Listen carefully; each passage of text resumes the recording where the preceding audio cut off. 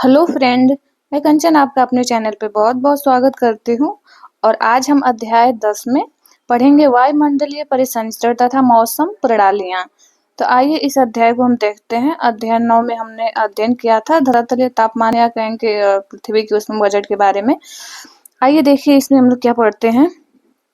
देखिए यहाँ दिया है कि अध्याय 9 में हमने पृथ्वी के धरातल पर तापमान का असामान्य वितरण देखा है। वायु गर्म होने पर फैलती है और ठंडी होने पर पे वो क्या करती है, सिकुड़ती है। इससे वायुमंडलीय दाब में भिन्नता भी आती है और इसी के परिणाम स्वरूप वायु गतिमान होकर अधिक दाब वाले क्षेत्रों से न्यून दाब वाले क्षेत्रों में प्रवाहित होती है। हम जानते हैं कि जो क्षैतिज गतिमान वायु है उसी को हम पवन कहते हैं। क्षैतिज रूप में जब वो गति करती है तो वायुमंडलीय दाब यह भी निर्धारित करता है कि कब वायु ऊपर उठेगी, कब नीचे बैठेगी। पवनें पृथ्वी पर तापमान व आर्द्रता का पुनर्वितरण भी करते हैं, जिससे जो पूरा हमारी पृथ्वी है इसके तापमान स्थिर बना रहता है। ऊपर उठी हुई आर्द्र वायु का तापमान कम होता जाता है जैसे जैसे पृथ्वी से जो भी वायु है ऊपर की तरफ उठती है, ऊपर जाने पे इसका तापमान कम होता जाता है और बादल फिर बनते हैं, तापमान कम होता है, फिर उसका इस प्रक्रिया के तहत और वर्षा होती है। इस अध्याय में वायुमंडलीय दाब भिन्नता के कारणों, वायुमंडल जो दाब का भिन्नता ये किस किस कारण से होता है, वायुमंडलीय परिसंचरण संबंधी बल, वायु विक्षोभ, वायु राशियों का बनना, वायु राशियों के मिश्रण से जो मौसम है, मौसम संबंधी विक्षोभ व उष्णकटिबंधीय चक्रवातों के विवरण सम्मिलित हैं इसमें। तो आइए सबसे पहले हम देखते हैं वायुमंडलीय दाब। देखिए वायुमंडलीय दाब है जो क्या हम जानते हैं कि हमारा शरीर भी वायु दाब से प्रभावित होता है। जैसे जैसे जैसे हम क्या होता है ऊंचाई पे ऊपर चढ़ते हैं तो वायु उधर विरल होते जाती है, उसका घनत्व तो कम होता जाता है और सांस लेने में भी हमें कठिनाई होती है। माध्य समुद्र तल से, जो समुद्र तल है, इसे वायुमंडल की अंतिम सीमा तक एक इकाई क्षेत्रफल के वायु स्तंभ के भार को वायुमंडलीय दाब कहते हैं। वायु दाब को मापने की इकाई मिलीबार है और समुद्र तल पे औसत वायुमंडलीय दाब जो होता है ये होता है 1013.2 मिली बार, यानी जो औसत वायुमंडलीय दाब है समुद्र तल पे उस पे। आगे हम देखते हैं गुरुत्वाकर्षण के कारण धरातल के निकट वायु क्या होती है, सघन होती है। यानी जो पृथ्वी का धरातल का सतह होता है इसके निकट तो वायु बहुत अधिक सघन होती है, लेकिन जैसे जैसे हम वायुमंडल में ऊपर की तरफ बढ़ते हैं वायु दाब या वायुमंडल है जो विरल होता जाता है, इसी के कारण वायुदाब अधिक होता है। वायुदाब अधिक नीचे होता है क्योंकि काफी सघन वायु होती है, इसलिए वायुदाब को मापने के लिए पारद वायुदाब मापी अथवा निद्र बैरोमीटर का प्रयोग किया जाता है। देखिए इन उपकरणों के विषय में जानने हेतु भूगोल में प्रयोगात्मक कार्य भाग 1 NCERT 2006 आप देखें। वायुदाब ऊंचाई के साथ घटता है और ऊंचाई पर वायुदाब भिन्न स्थानों पर भिन्न भिन्न होता है, यानी घटता तो है, भिन्न भिन्न स्थानों पर भिन्न भिन्न ये देखने को मिलता है और यह विभिन्नता ही वायु में गति का मुख्य कारण है। अर्थात पवनें उच्च वायुदाब क्षेत्रों से कम वायुदाब क्षेत्र की तरफ चलती हैं, यानी पवनों में जो गति होती है, जो पवनों जो का चलना होता है, ये सब वायुदाब की भिन्नता के कारण ही उच्च वायुदाब से निम्न दाब वायु के क्षेत्र में वो प्रवाहित होती हैं। वायुदाब में यहाँ दिया है कि वायुदाब में ऊर्ध्वाधर भिन्नता। ऊर्ध्वाधर भिन्नता क्या मतलब है, देखिए वायुमंडल के निचले भाग में वायुदाब जो ऊंचाई के साथ तीव्रता से घटता है, यह ह्रास दर प्रत्येक 10 मीटर की ऊंचाई पर 1 मिलीबार होता है। वायुदाब सदैव ही एक ही दर से नहीं घटता है, यानी हमेशा एक ही दर से नहीं, उसमें परिवर्तन होता रहता है। यहाँ देखिए यहाँ पे दिया हुआ है कि निश्चित ऊंचाई पर मानक तापमान व वायुदाब, यानी मिलीबार दिया है तापमान समुद्र, यहाँ पे जैसे दिया है कि समुद्र तल ये दिया हुआ है, समुद्र तल से कितने किलोमीटर पे मिलीबार कितना होगा वायुदाब का, वायुदाब कितना होगा, तापमान कितना होगा। तो यहाँ पे देखिए दिया हुआ है कि जो यदि हम समुद्र तल से 1 किलोमीटर ऊपर जाते हैं तो यहाँ पे 898.76 मिलीबार MB जो है क्या होगा हमारा मतलब मिलीबार यानी वायुदाब हो जाएगा। और तापमान कितना हो जाता है यहाँ पे तापमान हो जाता है 8.7, यानी ये जो दिया है समुद्र तल, यानी समुद्र तल का ये औसत ऊपर हमने भी पढ़ा है, समुद्र तल पे सबसे अधिक होता है। यहाँ पे 1013.25 है MB वायुदाब है यहाँ पे, और वहाँ पे टेम्परेचर कितना होता है 15.2 डिग्री सेल्सियस। उसी प्रकार ऊपर जैसे जैसे हम जा रहे हैं देख पा रहे हैं कि जैसे जैसे ऊंचाई बढ़ रही है ये जो वायुदाब है ये क्या हो रहा है, घट रहा है। तो यहाँ हो गया 5 किलोमीटर, 5 किलोमीटर पे ये वायुदाब मात्र 540.48 MB है। वही तापमान देखिए -17.3 डिग्री सेल्सियस हो जा रहा है।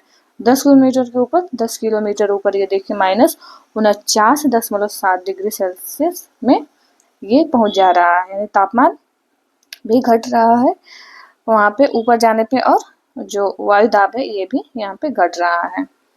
वायुमंडल में जो औसत वायुदाब और तापमान को प्रस्तुत करती है, और ऊर्ध्वाधर दाब प्रवणता क्षैतिज दाब प्रवणता की तरह। ऊर्ध्वाधर का मतलब दाब प्रवणता यानी नीचे से ऊपर की तरफ, यानी समुद्र तल से ऊपर की तरफ हम जाते हैं तो वो ऊर्ध्वाधर को, उसमें जो ह्रास या वृद्धि होता है ये दर्शाता है। क्षैतिज यानी पृथ्वी की सतह पर हम देखते हैं इसके परिवर्तन को।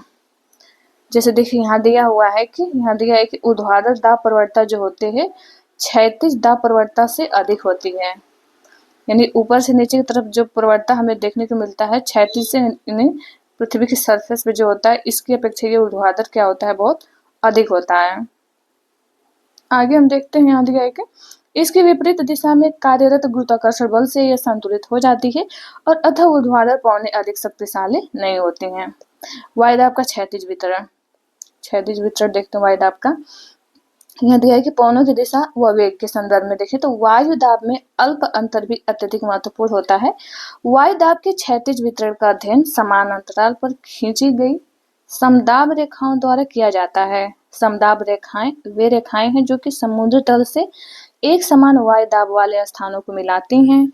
दाब पर ऊंचाई के प्रभाव को दूर करने, तुलनात्मक बनाने के लिए वो वायुदाब मापने के बाद इसे समुद्र तल के स्तर पर घटा लिया जाता है।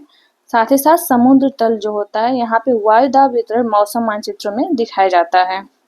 जैसे यहाँ पे दिया हुआ है कि विभिन्न वायुदाब परिस्थितियों में समदाब रेखाओं की आकृति दर्शाता है। निम्न दाब प्रणाली एक या अधिक समदाब रेखाओं से घिरी होती है, यानी जहाँ पे निम्न वायुदाब प्रणाली होता है यहाँ पे ये उसके पीछे यानी उसके बाहरी हिस्से में बहुत सारी समदाब रेखाएं होती है। ये जो है ये निम्न वायुदाब की रेखा यहाँ पे दिखाया जा रहा है, यहाँ पे वायुदाब बहुत कम है और यहाँ पे कम है, फिर धीरे धीरे इसके बाहर की तरफ क्या है ये सब समदाब वायु रेखाएं हैं, एक समान दाब को यहाँ पे दर्शा रही हैं। यानी निम्न वायुदाब है तो इसके बाहर की तरफ क्या होगा, उच्च वायुदाब फैलता जाता है। जहाँ पे निम्न दाब रहेगा उसके केंद्र के चारों तरफ बहुत सारी समदाब रेखाएं उसको घेर देती हैं, जैसे यहाँ पे दिखाया गया है इस तरह से। निम्न वायुदाब ये देखिए ये दिखाया गया विषुवत रेखा, तो यहाँ पे इस बहुत सारे निम्न दाब के केंद्र यहाँ पे दिखाए गए हैं। तो निम्न दाब केंद्र को बहुत सारी समदाब रेखाएं घेरी रहती हैं। यहाँ पे ये देखिए यहाँ पे निम्न दाब का केंद्र दिखाया गया है। ये दिखाया उत्तरी गोलार्ध में समदाब रेखाएं, वायुदाब तथा पवन तंत्र। ये उत्तरी गोलार्ध की समदाब रेखाओं को दिखाया गया है। आगे हम देखते हैं यहाँ पे दिया है कि उच्च दाब प्रणाली में भी एक या अधिक समदाब रेखाएं होती हैं और जिनके केंद्र में उच्चतम वायुदाब होता है। उच्च वायुदाब होगा तो फिर केंद्र में क्या होगा, उच्च वायुदाब होगा, उसके चारों तरफ भी समदाब रेखाएं होती हैं। यहाँ दिया है कि समुद्र तल जो है वायुदाब का विश्व वितरण, जैसे यहाँ दिया है कि जनवरी व जुलाई महीने का समुद्र तल से वायुदाब का विश्व वितरण चित्र दिया है। आगे हम यहाँ पे देखते हैं, ये जो इसका चित्र दे रहे हैं स्पष्ट नहीं हो रहा है तो हम इसको छोड़ देते हैं, हम आगे इसको समझते हैं क्या परिभाषाएं दी गई हैं, क्या कहा गया इसके बारे में।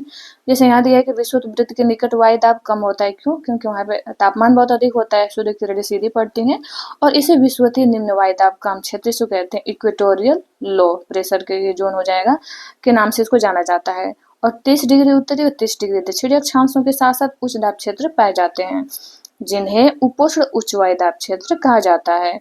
पुनः ध्रुवों की तरफ हम जाते हैं तो 60 डिग्री उत्तरी और 60 डिग्री दक्षिणी अक्षांशों पे हमें निम्न दाब पेटियां हैं जिन्हें अधोध्रुवीय निम्न दाब पेटियां कहते हैं। ध्रुवों के निकट वायुदाब अधिक होता है और इसे ध्रुवीय उच्च वायुदाब पट्टी कहते हैं। यानी ध्रुवों पे उच्च वायुदाब हो जाता है, तापमान कम होता है तो वो तापजन्य, कहीं वहाँ पे जो दाब होता है वो तापजन्य होता है। जिस प्रकार से विषुवत रेखा में भी तापजन्य वहाँ पे हमें निम्न वायुदाब देखने को मिलता है। ये वायुदाब पट्टियां स्थायी नहीं है, क्यों? क्योंकि ये जो है सूर्य की किरणों के विस्थापन के साथ ये पट्टियां विस्थापित भी होती रहती हैं। जैसे उत्तरी गोलार्ध में शीत ऋतु में ये पट्टियां क्या होती हैं, दक्षिण की ओर, और ग्रीष्म ऋतु में उत्तर की ओर खिसक जाती हैं। यानी जो उच्च वायुदाब पेटियां हैं तो दक्षिण मतलब शीत ऋतु में क्या कर शीत ऋतु हमारे उत्तरी गोलार्ध में कब होगा? जब सूर्य दक्षिणायन हो जाता है। तब यही दे रहा है कि उत्तरी गोलार्ध में शीत ऋतु में ये पट्टियां दक्षिण की ओर चले जाएंगी। निम्न वायुदा पट्टियां सूर्य जैसे जैसे सूर्य दक्षिण की तरफ जाता है तो ये भी निम्न वायुदा पेटी क्या होगा? दक्षिण में थोड़ा खिसक जाती हैं। और जैसे जैसे उत्तरायण होगा तो फिर यही पेटियां क्या होती है? पट्टियां उत्तर में फिर खिसक आती हैं। तो इसलिए कि ये अस्थाई नहीं होती है, सूर्य के उत्तरायण व दक्षिणायन से परिवर्तित भी होती रहती है उसके साथ साथ। यहाँ दिया है कि पवनों की दिशा व वेग को प्रभावित करने वाले बल, यानी पवन की दिशा को और उसके वेग को क्या क्या कारक हैं जो प्रभावित करते हैं। आइए देखते हैं यहाँ पे। आप ये जानते हैं कि वायुमंडलीय दाब में भिन्नता के कारण वायु गतिमान होती है। इसी भिन्नता के कारण वायुमंडलीय जो दाब होता है, और इस क्षैतिज गतिज वायु को हम पवन कहते हैं। और पवनें उच्च दाब से क्या होंगी? कम कम वायुदाब या निम्न वायुदाब होता है वहां उस तरफ के होती है प्रवाहित। भूतल पे धरातलीय विषमताओं के कारण घर्षण भी पैदा होता है जो पवनों की गति को प्रभावित करता है। इसके साथ पृथ्वी का जो घूर्णन है, घूर्णन भी पवनों के वेग को प्रभावित करते हैं, एक ये कारण हो गया। और फिर पृथ्वी के घूर्णन द्वारा लगने वाले बल जिसे हम कोरियोलिस बल कहते हैं, इसके द्वारा भी ये जो है पवनों की जो दिशा है प्रभावित होती है। अर्थात पृथ्वी के धरातल पर क्षैतिज पवनें 3 संयुक्त प्रभावों का परिणाम है। जैसे एक तो हो गया दाब प्रवणता प्रभाव, दाब प्रवणता बल हो गया। दूसरा प्रभाव डालता है इस पर घर्षण बल, और तीसरा होगा कोरियोलिस बल। इसके अतिरिक्त फिर गुरुत्वाकर्षण बलों को नीचे की ओर प्रभावित करते हैं। गुरुत्वाकर्षण बल भी इसको, जो पृथ्वी गुरुत्वाकर्षण बल है, इसको प्रभावित करता है। आइए देखते हैं हम दाब प्रवणता बल को। देखिए जो वायुमंडलीय दाब है, ये भिन्नता एक बल उत्पन्न कर मतलब वायुमंडलीय दाब भिन्नता भी एक बल उत्पन्न करता है। वायु के पवनों के प्रवाह में, उसकी दिशा में, उसके वेग को प्रभावित करता है। दूरी के संदर्भ में दाब परिवर्तन की दर दाब प्रवणता है, यानी दाब प्रवणता है दाब परिवर्तन की दर जो, वही दाब प्रवणता कहलाता है। जहाँ समदाब रेखाएं पास पास हो वहां पे क्या होगा? दाब प्रवणता क्या होगा? अधिक होगा। वह समदाब रेखाओं के दूर दूर होने से दाब प्रवणता कम होगा। यानी समदाब रेखाएं हैं यहाँ पे, ये निम्न वायुदाब की जहाँ जैसे बहुत पास पास है, यानी प्रवणता बहुत अधिक है, यानी बहुत परिवर्तन आ रहा है, इसमें बहुत अधिक परिवर्तन आ रहा है। यानी यहाँ मान कि 10 है, यहाँ पे क्या हो गया? यहाँ पे 20 हो गया, यहाँ पे 30 है, ऐसे मान लेते हैं तो बहुत क्या है, यहाँ पे बहुत अधिक होगा दाब प्रवणता। जैसे बहुत दूर फैलती जाती है, यानी अब यहाँ पे 40 हुआ, यहाँ 50, यानी दूरी बढ़ती जा रही है तो क्या है? प्रवणता बल इसका क्या आ रहा है?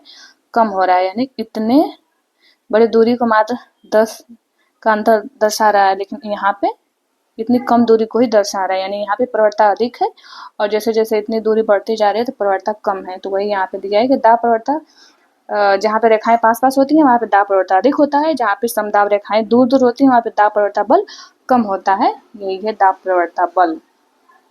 आगे हम देखते हैं घर्षण बल। देखिए यहाँ पे दिया है कि यह पवनों की गति को प्रभावित करता है, घर्षण बल भी, और धरातल पर घर्षण सर्वाधिक होता है। इसका प्रभाव प्रायः धरातल से 1 से 3 किलोमीटर ऊंचाई तक होता है, और समुद्र सतह पर घर्षण जो होता है न्यूनतम होता है, यानी स्थलीय भागों में इसे देखने को मिलता है।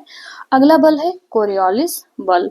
इसमें देखिए दिया है कि पृथ्वी का अपने अक्ष पर घूर्णन पवनों की दिशा को प्रभावित करता है, यानी ये कहीं न कहीं उत्पन्न होता है पृथ्वी के घूर्णन से।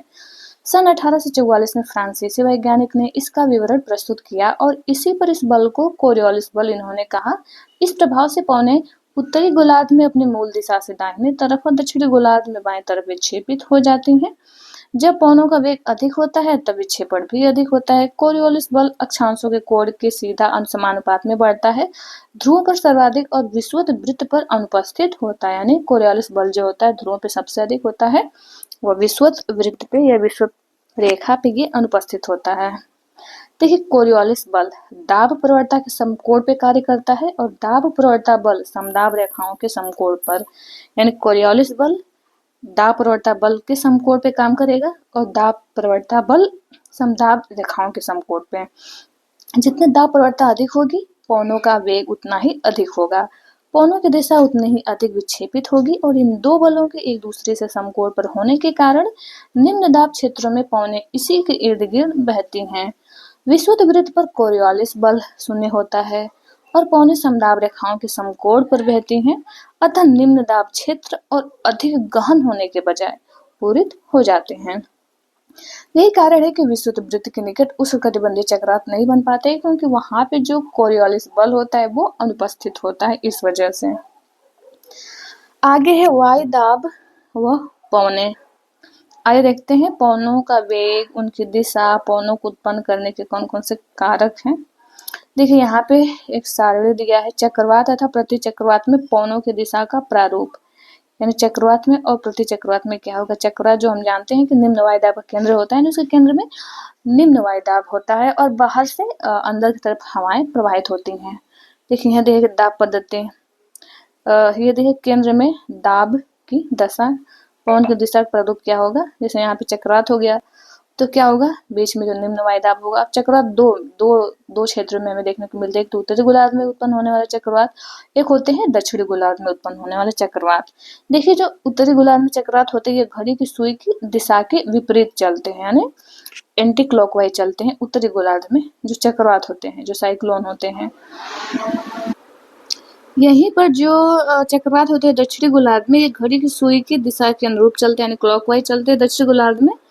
और प्रति चक्रवात का क्या होता है, इसका केंद्र जो होता है उच्च वायुदाब का होता है। तो इसमें क्या होगा, हवाएं अंदर से बाहर की तरफ चलती हैं और ये चलती हैं उत्तरी गोलार्ध में घड़ी की सुई की दिशा के अनुरूप, यानी जो एंटी साइक्लोन होता है ये चलती है क्लॉकवाइज उत्तरी गोलार्ध में और एंटी क्लॉकवाइज चलता है दक्षिणी गोलार्ध में, यानी घड़ी की सुई की दिशा के विपरीत।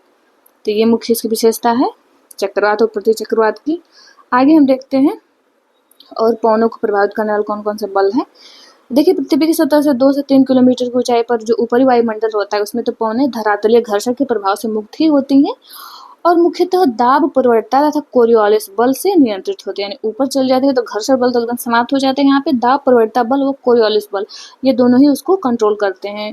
जब समदाब रेखाएं जो होती हैं सीधी हों और घर्षण का प्रभाव न हो तो दाब परिवर्तता बल कोरियोलिस बल से संतुलित हो जाते हैं, दोनों एक दूसरे के समानांतर हो जाते हैं। जब घर्षण बल का प्रभाव खत्म हो जाता है तब जब पृथ्वी के धरातल की सतह के नजदीक होते हैं तो घर्षण बल के प्रभाव में ये क्या करते हैं, दोनों एक दूसरे के समकोण पे कार्य करते हैं। प्रवणता बल वो कोरियोलिस बल, लेकिन जैसे प्रभाव खत्म होता है घर्षण का, ये क्या होते हैं, एक दूसरे के संतुलित हो जाते हैं और फलस्वरूप पवनें समदाब रेखाओं के समानांतर बहती हैं। यही पवनें क्या कहलाती हैं, भूविक्षेपी पवनें या जियोस्ट्रोफिक विंड पवनों के नाम से इसे हम जानते हैं। यहाँ पे देखिए दिखाया है दक्षिणी गोलार्ध और उत्तरी गोलार्ध में इसका दिशा को कोरियोलिस बल, भूविक्षेपी क्षैतिज दाब परिवर्तता वाला बल। देखिए आगे देखते हैं निम्न दाब क्षेत्र के चारों तरफ पवनों का परिक्रमण चक्रवाती परिसंचरण कहलाता है। उच्च वायुदाब क्षेत्र के चारों तरफ ऐसा होना प्रति चक्रवाती परिसंचरण कहा जाता है और इन प्रणालियों में पवनों की दिशा दोनों गोलार्धों में ही भिन्न होती है। पृथ्वी की सतह पर कई बार निम्न व उच्च दाब के चारों ओर पवनों का परिसंचरण ऊंचाई पर होने वाले वायु परिसंचरण संबंधित ही होता है। प्रायः निम्न दाब क्षेत्रों पर वायु विसरित होंगी और ऊपर उठेंगी और उच्च दाब क्षेत्रों में वायु का अवतलन होगा और धरातल पर अपसरित होंगी। ये अभिसरण के अतिरिक्त वायु भ्रमिल रूप में संवहन धाराओं में और यानी भ्रमिल रूप में बहते संवहन धाराओं के रूप में बहेंगी और पर्वतों के साथ साथ वाताग्र के सहारे ऊपर उठती हैं, जो बादल बनने के बाद फिर वर्षण के लिए आवश्यक एक इस परिस्थिति प्रदान करती है। उसके बाद फिर वर्षा होता है। जैसे देखिए यहाँ पे दिया हुआ है पवनों का अभिसरण और अपसरण क्या होता है। तो देखिए यहाँ दिया कि अभिसरण का क्षेत्र है, यहाँ पे अभिसरण यानी दो पवनें क्या हो रही हैं, मिल रही हैं। देखिए यहाँ से पवन आ रही है और यहाँ पे ये दोनों पवनें यहाँ पे आकर के और ऊपर की तरफ उठ रही है, यानी पास आ रही हैं, एक दूसरे के पास आ रही है यहाँ पे। तो ये है अभिसरण का क्षेत्र और यहाँ पे देखिए यहाँ पे क्या हो रहा है, ये यहाँ पे अपसरित हो रही है, यानी एक दूसरे से दूर जा रही हैं।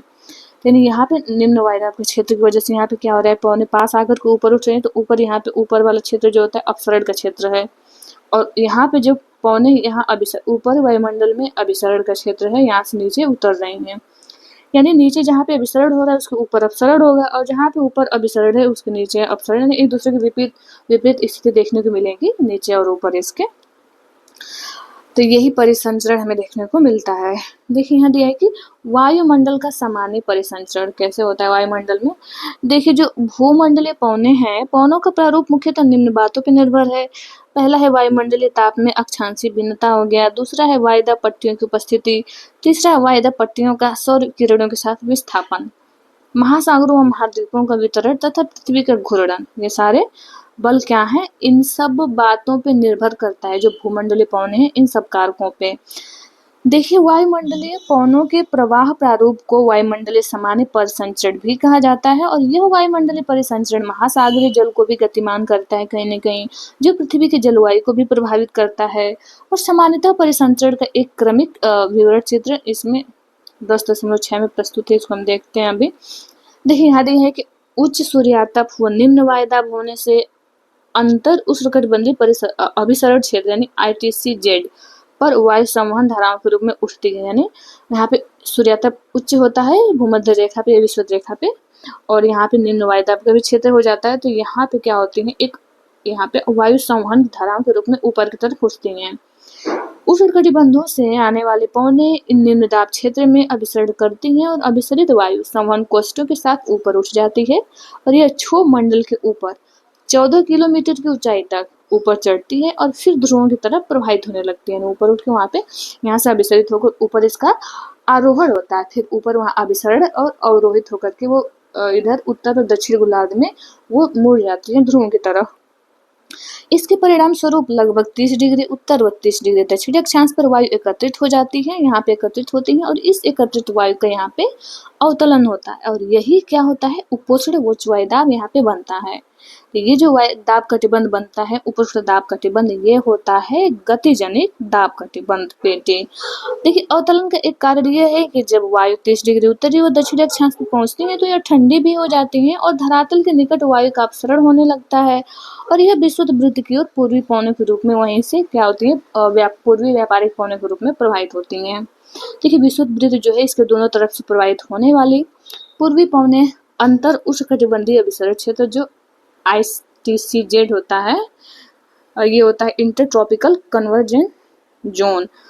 तो यहाँ पे क्या होता है कि ये अभिसरण यहाँ पे करती हैं, यहाँ पे मिलती हैं और पृथ्वी की सतह से ऊपर की दिशा में होने वाले परिसंचरण और इसके विपरीत दिशा में फिर ऊपर जाकर यानी क्षोभ मंडल में जाकर फिर वहां से विपरीत दिशा में वहां पे उसका अपसरण होता है और उपोष्ण कटिबंध में दाब पेटी में उतरती हैं।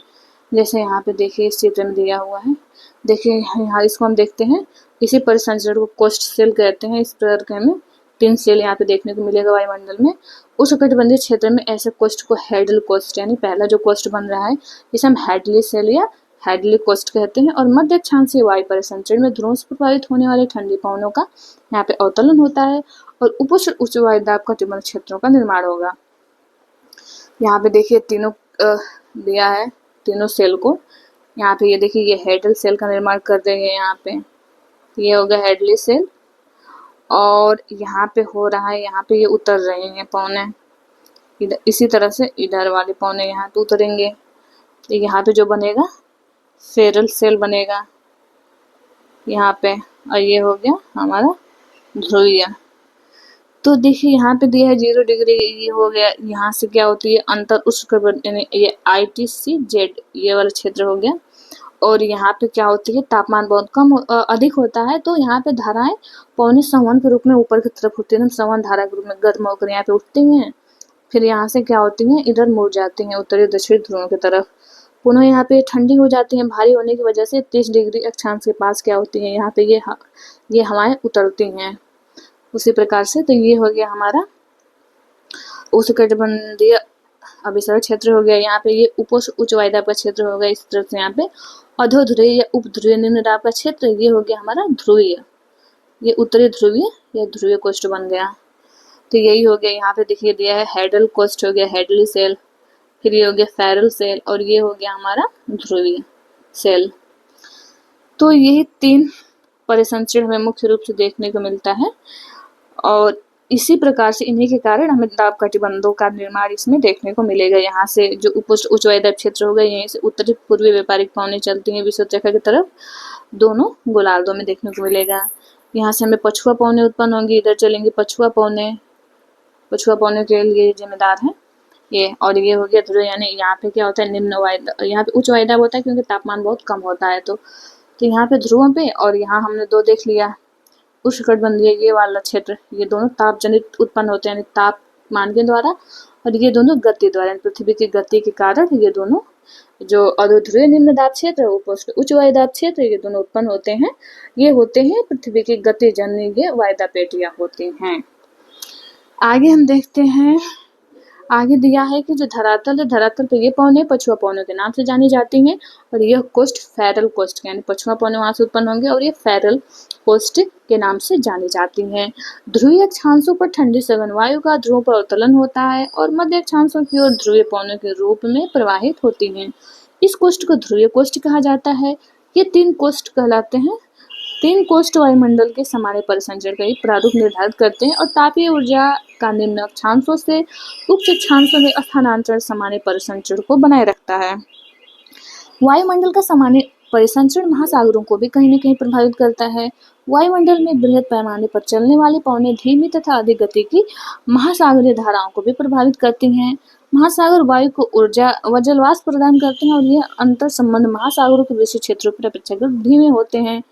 आइए हम देखते हैं मौसमी पवनें। देखिए, पवनों के प्रवाह के प्रारूप में विभिन्न मौसमों में बदलाव आता है।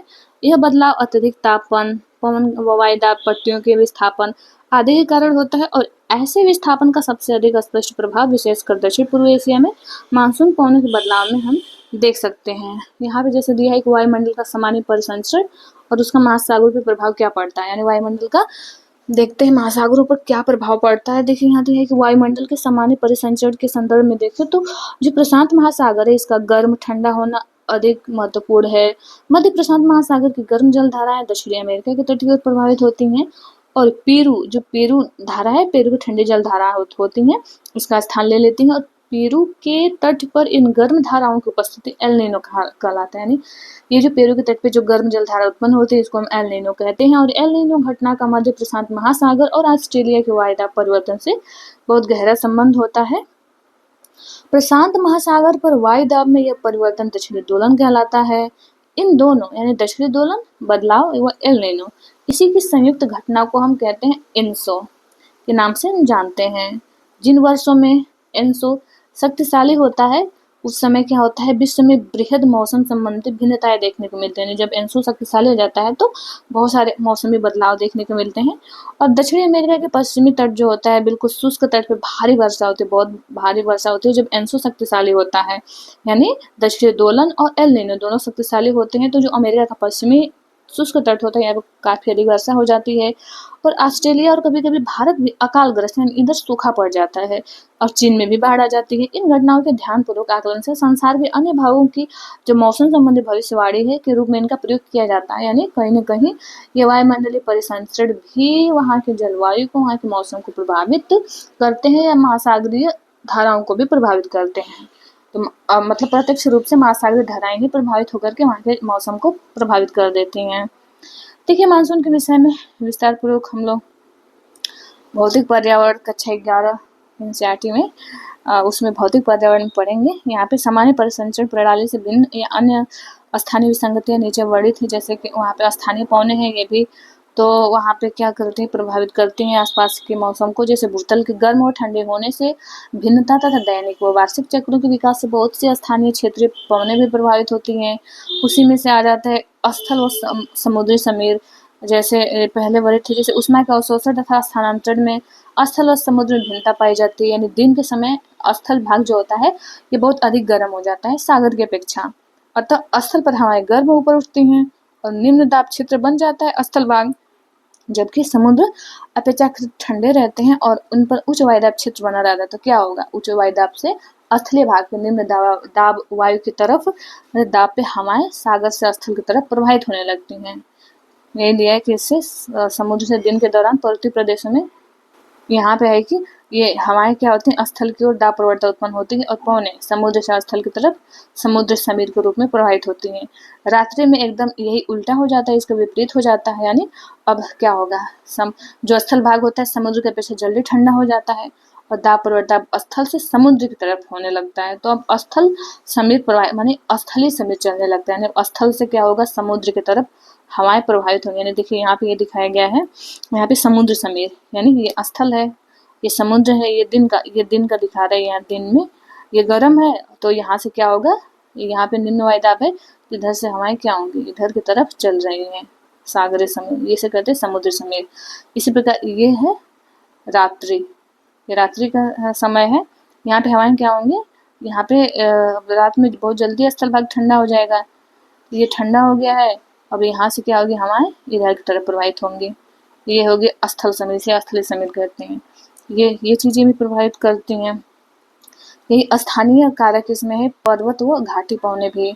जैसे दिन के दौरान क्या होता है कि पर्वतीय प्रदेशों में ढाल गर्म हो जाते हैं और वायु ढाल के साथ साथ ऊपर उठ जाती है, और इस स्थान को भरने के लिए वायु घाटी से बहते हैं, हवाएं घाटी से ऊपर की तरफ प्रवाहित होने लगती हैं, तो इन पवनों को हम कहते हैं घाटी समिति। रात्रि के समय यही विपरीत होगा, यानी पर्वतीय ढाल ठंडे हो जाएंगे जल्दी, और जो घाटी होती है ये क्या होता है, गर्म रहता है, और ऊपर से जो पवने होती है घाटी में नीचे उतरती है, तो इसे हम कहते हैं पर्वतीय पवने। उच्च पठारों व हिम क्षेत्रों से घाटी में बहने वाली ठंडी वायु को अवरोही पवने कहते हैं, यानी इसको केटाबेटिक। इसको जो माने अवरोही होते हैं, यानी जो ऊपर से नीचे की तरफ आते हैं पवने, ये होते हैं केटाबेटिक, इन्हें विंड कहते हैं। और पर्वत श्रेणियों की पवन जो विमुख ढाल होते हैं, ढालों पे एक अन्य प्रकार के उष्ण पवने प्रवाहित होती हैं, और जब घाटी से ऊपर की तरफ बहती होती है उसे हम एनाबेटिक विंड कहते हैं। देखिए, पर्वत श्रेणियों को पार करते हुए ये आर्द्र पवनें संघनित हो जाती हैं, वर्षण भी करती हैं। जब ये पवनें पवन विमुख ढालों के नीचे उतरती हैं तब ये शुष्क हो जाती हैं, उसमें नमी नहीं बचा रह पाता है, तो पवनें रुद्धोष्म प्रक्रिया से गर्म हो जाती है, और ये शुष्क हवाएं कम समय में बर्फ पिघला सकते हैं, बर्फ पिघलाती हैं, बाकी उस समय उधर क्या होती हैं, उस विमुख ढालों पे वर्षा नहीं करा पाती हैं। आगे देखिए एयर मासेज, वायु राशियां। इसमें है कि जब वायु किसी सामंगी क्षेत्र पे पर्याप्त लंबे समय तक, कोई समान क्षेत्र है, समान क्षेत्रफल है, और काफी लंबे समय तक उस क्षेत्रफल में वे रहती हैं, वो उस क्षेत्र के गुण को अपने अंदर धारण कर लेती हैं, और यह समान क्षेत्र विस्तृत महासागरीय सतह या विस्तृत मैदानी भाग हो सकता है, यानी सागरीय सतह भी हो सकता है, स्थलीय भाग भी हो सकता है, तापमान तथा आर्द्रता संबंधी विशिष्ट गुणों वाली यह वायु राशि कहलाती है। इस वायु को वायु राशि कहते हैं। बहुत विशाल मात्रा में विशाल क्षेत्रफल को घेरे होती है। इसे यूं भी परिभाषित किया जाता है जैसे वायु का वह बृहत्तम भाग जिसमें तापमान आर्द्रता संबंधित क्षैतिज भिन्नताएं बहुत कम होती हैं, लगभग समान होती हैं। वह समांग धरातल जिन पर वायु राशियां बनती हैं उन्हें वायु राशियों का उद्गम क्षेत्र कहा जाता है। वायु राशियों को उनके उद्गम क्षेत्र के आधार पर वर्गीकृत किया जाता है। इनके प्रमुख 5 उद्गम क्षेत्र हैं, जैसे पहला है उष्ण उपोष्णकटिबंधीय महासागर, उष्ण व उपोष्ण कटिबंधीय महासागरीय क्षेत्र। दूसरा है उपोष्ण कटिबंधीय उष्ण मरुस्थल वाले क्षेत्र। तीसरा दिया है, इसको हम आगे देखेंगे, यहाँ पे ये दिया है जैसे उष्ण वाताग्र, शीत वाताग्र, अर्धविशिष्ट वाताग्रों का निर्माण होता है। इसमें कई 4 प्रकार के उष्ण, शीत, अर्धविशिष्ट, स्थिर वाताग्र, ये सब। देखिए यहाँ पे हम देखते हैं तीसरा अक्षांशीय अपेक्षाकृत ठंडे महासागर हो गए, कोषण हो गए। उच्च अक्षांशीय अति शीत बर्फ आच्छादित महाद्वीपीय क्षेत्र, अस्थायी रूप से बर्फ आच्छादित महाद्वीपीय या अंटार्कटिक तथा आर्कटिक क्षेत्र। इसी के आधार पर निम्न प्रकार की वायु राशियां पाई जाती है, यानी इन्हीं क्षेत्रफल की विशेषताओं के आधार पर इन वायु राशियों का निर्धारण होता है। जैसे यहाँ दिया है, एक हो गई उष्णकटिबंधीय महासागरीय वायु राशि, यानी एमटी इसको कहते हैं। दूसरा है उष्णकटिबंधीय महाद्वीपीय, इसे सीटी से हम प्रदर्शित करते हैं। ध्रुवीय महासागरीय यानी एमपी महासागरीय, ध्रुवीय महाद्वीपीय सीपी, महाद्वीपीय आर्कटिक हो गए एक, और देखिए उष्णकटिबंधीय वायु राशियां गर्म होती हैं तथा ध्रुवीय वायु राशि ठंडी, यानी मतलब गर्म और मतलब स्थलीय, मुख्य रूप से स्थल भाग और सागरीय भाग को ध्यान रखें, और उसमें से कौन ठंडी वायु राशि है कौन गर्म, इन 4 कारकों को ध्यान में रख करके इनका विभाजन किया गया है। जैसे यहाँ पे दिया है फ्रंट यानी वाताग्र। यहाँ पे दिया हुआ है कि जब 2 भिन्न प्रकार की वायु राशियां मिलती हैं तो उनकी जो मध्य वाला सीमा क्षेत्र होता है उसे वाताग्र, यानी एक गर्म वायु राशि एक ठंडी वायु राशि मिल गई जिस सीमा के सहारे उसे हम कहते हैं वाताग्र। और वाताग्रों के बनने की प्रक्रिया को कहते हैं वाताग्र जन यानी फ्रंटोजेनेसिस। वाताग्र 4 प्रकार के होते हैं, एक तो शीत वाताग्र, एक होता है उष्ण वाताग्र, एक होता है अचर वाताग्र स्थिर, और एक अधिविशिष्ट वाताग्र। जब वाताग्र स्थिर हो जाता है तो इसे अचर कहते हैं, स्थिर हो गया यह अचर वाताग्र कहलाता है। अर्थात ऐसे वाताग्र जब कोई भी वायु ऊपर नहीं उठती, इसमें जब शीतल व भारी वायु आक्रामक रूप में उष्ण वायु राशियों को ऊपर धकेलती है, इस संपर्क क्षेत्र को शीत वाताग्र कहते हैं। यदि गर्म वायु राशि आक्रामक रूप में ठंडी वायु राशियों के ऊपर चढ़ती है तो इस संपर्क क्षेत्र को उष्ण वाताग्र कहते हैं। यदि एक वायु राशि पूर्णतः धरातल के ऊपर उठ जाए तो ऐसे वाताग्र को अधिविशिष्ट वाताग्र कहते हैं, यानी पूरे इसमें वायु राशियां धरातल के ऊपर उठ जाती हैं। वाताग्र मध्य अक्षांशों में ही निर्मित होते हैं, मध्य अक्षांशों में ही बनते हैं। इधर हम कहेंगे निम्न अक्षांशों में नहीं, मध्य अक्षांशों में, क्योंकि मध्य अक्षांशों में हमें गर्म वायु राशियाँ और ठंडी वायु राशियाँ जो होती हैं दोनों का मिलन क्षेत्र देखने को मिलता है। इस वजह से देखिए तीव्र वायुदाब व तापमान प्रवणता इनकी विशेषता होती है। ये तापमान में अचानक बदलाव लाते हैं और इसी कारण वायु ऊपर उठती है, बादल बनते हैं और वर्षा यानी वाताग्रों के सहारे हमें उष्ण वाताग्र शीत वाताग्रों के सहारे हमें मुख्यतः वर्षा देखने को मिलता है। इन्हीं वाताग्रों से ही क्या होती है जो बहिरुष्ण कटिबंधीय चक्रवात यानी एक्स्ट्रा ट्रॉपिकल साइक्लोन जो होते हैं, इसको हम कहते हैं। इसमें कहीं न कहीं वाताग्रों का ही रोल होता है। इनसे यहाँ पे ये चक्रवात उत्पन्न होते हैं, इसके माध्यम से इसमें वर्षा होती है। देखिए ये है कि वे चक्रवात जो चक्रवाती वायु प्रणालियां हैं जो उष्णकटिबंध से दूर मध्य व उच्च अक्षांशों में ये विकसित होते हैं, यानी जो बहिरुष्ण कटिबंधीय चक्रवात होते हैं या मध्य अक्षांशीय चक्रवात इनको कहते हैं, उन्हें हम बहिरुष्ण या शीतोष्ण यानी शीतोष्ण कटिबंधीय चक्रवात भी कहते हैं। मध्य अक्षांशीय चक्रवात ये मध्य तथा उच्च अक्षांशों में जिस क्षेत्र से गुजरते हैं वहाँ मौसम संबंधी अवस्था में अचानक तेजी से बदलाव आते हैं। जो बहिरुष्ण कटिबंधीय चक्रवात होता है ये ध्रुवीय वाताग्रों के साथ साथ बनते हैं और आरंभ में वाताग्र जो होता है अचर होता है यानी स्थिर होता है और उत्तरी गोलार्ध में वाताग्र के दक्षिण में कोष्ण व उत्तर दिशा से ठंडी हवा प्रवाहित होती है। जब वाताग्र के साथ वायुदाब कम हो जाता है, कोष्ण वायु उत्तर दिशा की ओर तथा ठंडी वायु दक्षिण दिशा में घड़ी की सुई के विपरीत चक्रवातीय परिसंचरण करती हैं। इसी चक्रवातीय प्रवाह से क्या होता है जो बहिरुष्णीय कटिबंधीय चक्रवात है विकसित होते हैं, जिसमें एक उष्ण वाताग्र एक शीतल वाताग्र बनते हैं। इसमें चित्र में दिखाया गया है कि चक्रवात को दर्शाया गया है। देखिए इस चक्रवात में कोष्ण वायु क्षेत्र या कोष्ण खंड ठंडे अग्रभाग व पिछले शीत खंड के बीच पाया जाता है और जो कोष्ण वायु आक्रामक रूप से ठंडी वायु के ऊपर चढ़, कोष्ण मतलब वही जो गर्म वायु होती है, तो गर्म वायु ठंडी वायु के ऊपर चढ़ जाती है और उष्ण वाताग्र के पहले भाग में स्तरीय मेघ दिखाई देते हैं। यानी उष्ण वाताग्र में भी क्या होती है जो उष्ण वायु होती है वही ऊपर की तरफ उड़ जाती है, यानी प्रभावित तो यही होती है, उष्ण वायु भी प्रभावित होता है लेकिन फिर भी यही ऊपर उठती है और उष्ण वाताग्र के पहले भाग में स्तरीय मेघ बनते हैं। इसकी विशेषता है स्तरीय मेघ हमें इसमें दिखाई देते हैं जो उष्ण वाताग्र होता है और इसमें वर्षा होती है स्तरीय मेघों के माध्यम से। इसलिए पीछे से आता शीत वाताग्र उष्ण वायु को ऊपर धकेल देता है जिसके परिणाम स्वरूप शीत वाताग्र के साथ कपासी मेघ बनते हैं। ये सब शीत वाताग्र आएगा, ये दो मुख्य बिंदु हैं। शीत वाताग्र जब आएगा तो कपासी मेघों को लाता है, इसके माध्यम से वर्षा करता है। जब उष्ण वाताग्र होता है तो यहाँ पे हमें स्तरीय मेघों के माध्यम से वर्षा देखने को मिलेगा। देखिए शीत वाताग्र उष्ण वाताग्र की अपेक्षा तीव्र गति से चलते हैं, अंततः उष्ण वाताग्रों को पूरी तरह ढक लेते हैं और कोष्ण वायु यानी जो गर्म वायु होती है ऊपर उठती है, इसका भूतल से कोई संपर्क नहीं रह जाता है और अधिविष्ट वाताग्र बनता है। यानी जब पूरा संपर्क धरातल से टूट जाता है तो अधिविष्ट वाताग्र का निर्माण होता है और धीरे धीरे इस प्रकार से चक्रवात क्या हो जाते हैं, क्षीण हो जाते हैं। जैसे देखिए ये दिया हुआ है यहाँ पे चक्रवात बहिरुष्ण कटिबंधीय चक्रवात का निर्माण यहाँ पे दिया हुआ है। यहाँ पे सीधे ये शीतल वायु यहाँ प्रवाहित हो रही है, ऊपर उष्ण वायु है, इसी से संपर्क टूट जाता है धरातल से तो वहाँ पे अधिविष्ट वाताग्र बन जाता है।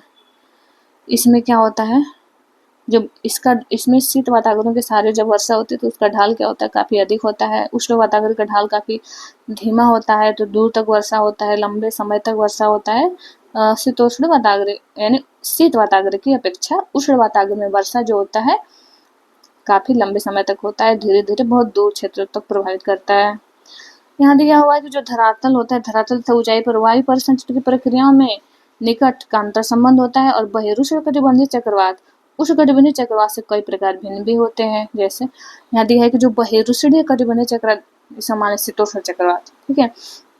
देखिए शीतोष्ण जो चक्रवात होते हैं, शीतोष्ण कटिबंधीय चक्रवात, इसमें स्पष्ट वाताग्र प्रणालियां होती हैं जो उष्ण कटिबंधीय चक्रवातों में नहीं होती हैं।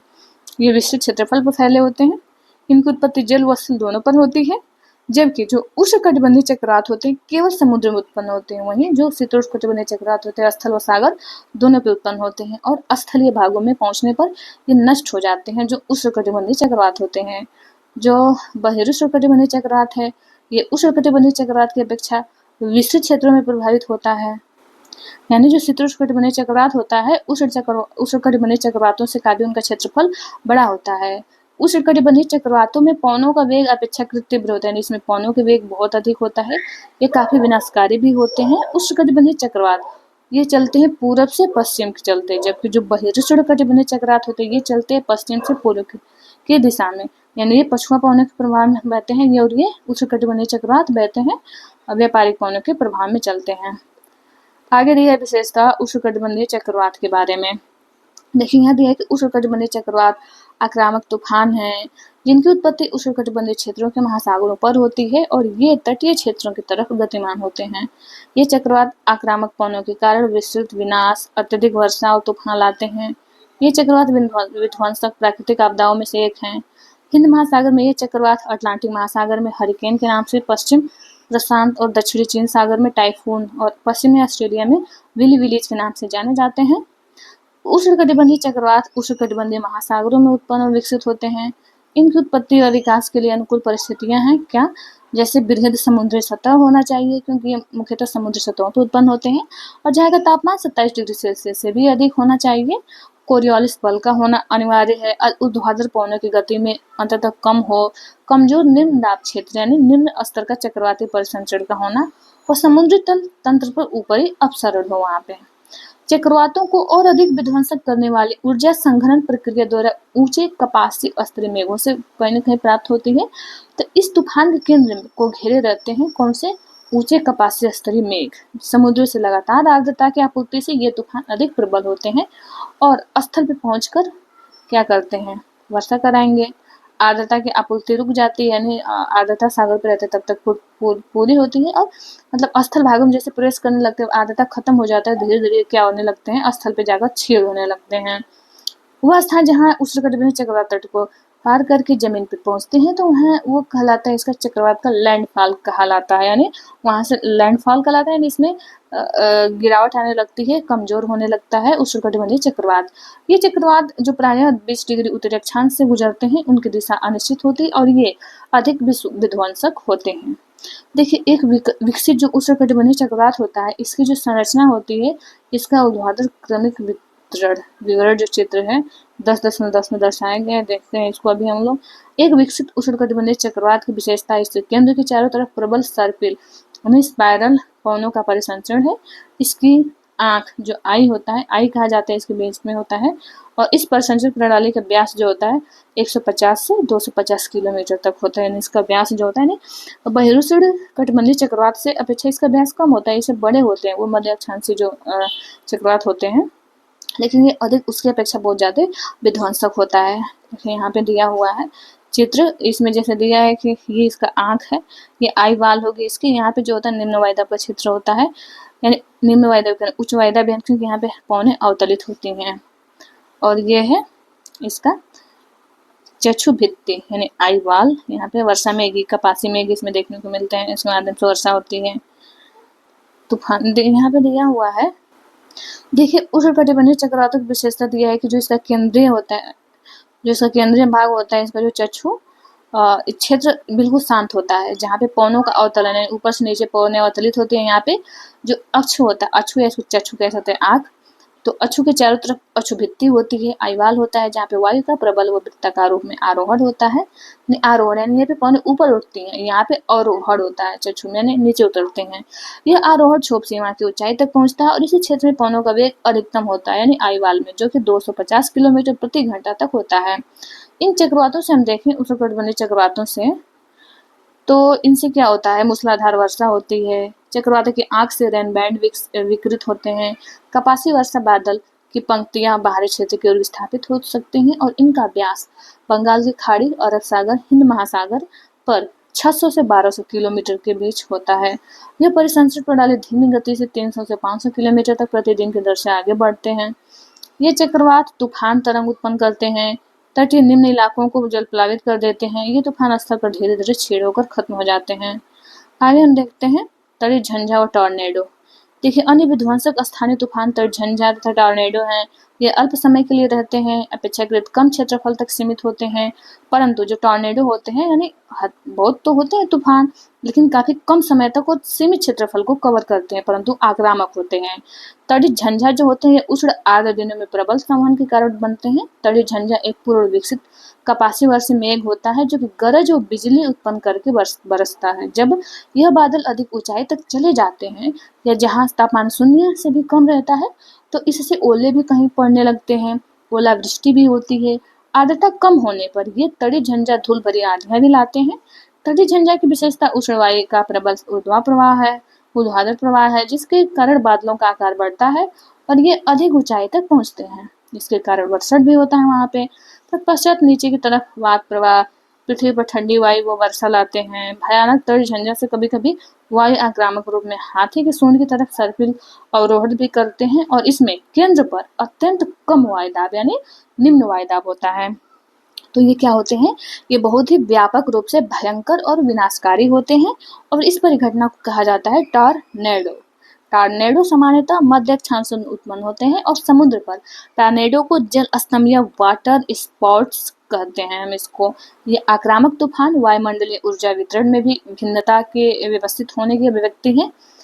यानी इन तूफानों से स्थितिज व ताप ऊर्जा गतिज ऊर्जा में परिवर्तित हो जाती है और अशांत वायुमंडलीय दशाएं पुनः स्थिर स्थिति में लौट आती हैं और इस प्रकार से टॉर्नेडो क्या होता है, समाप्त हो जाता है। तो हम मिलते हैं नेक्स्ट वीडियो में। आपसे हम्बल रिक्वेस्ट है कि इस चैनल को सब्सक्राइब कर लें, अपने दोस्तों के साथ भी शेयर करें। ये वीडियो देखने के लिए आप लोगों का बहुत बहुत धन्यवाद।